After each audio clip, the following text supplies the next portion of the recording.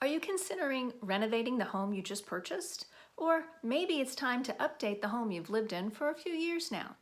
If renovation's in your future, I've got some tips for you.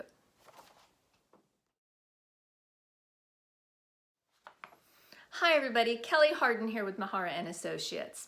Are you considering renovating the home you just purchased? Or maybe it's time to renovate the home that you've lived in for a few years? Well, if so, I've got some great tips that will help you. Number one, make sure you set a realistic budget.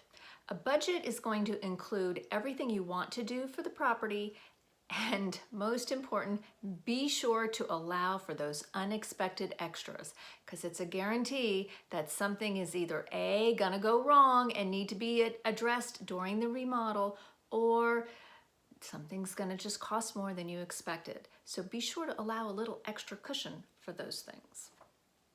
Don't over improve the property. I know you want the state-of-the-art kitchen, all the latest gadgets in the bathroom, and everything that you can possibly have, which is fine if you are going to enjoy them while you're living in the home.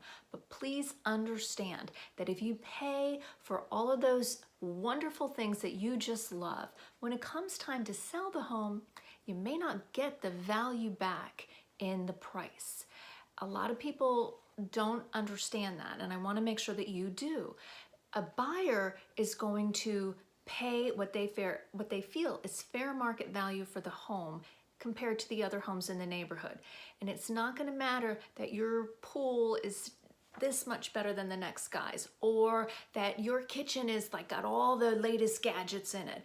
That's not going to bring you the value when you sell the home. So if you have the time to enjoy the home and that's what you want while you live in there, go for it. But please understand that if you over improve the property, you may not get the value back from the home. Tip number 3, your home is about to become a construction site. If you're living in the property, you are going to be inconvenienced, delayed, and you're going to have to deal with dust, noise, and everything that you would on a construction site. If you're remodeling the kitchen, you're probably going to be getting a lot of takeout meals for a little bit of time while they're doing certain things in the kitchen. Expect that.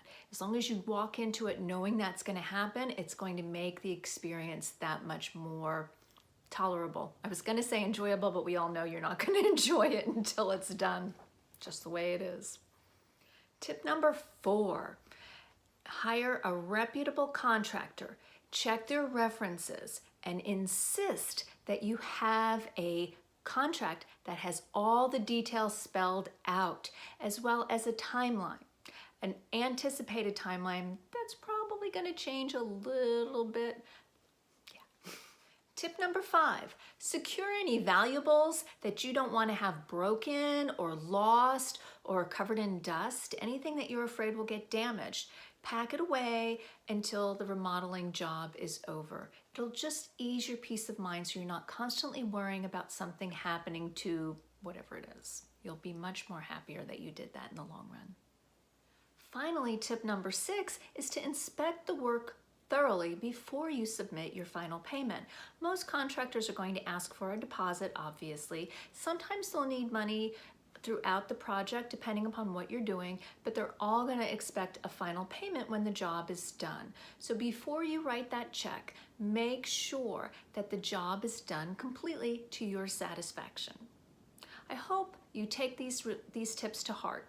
If I can answer any questions that you might have, please reach out to me. You can reach me by email at kelly@kellyharden.realtor, and my phone number or text is 813-244-9688. I'd love to hear from you.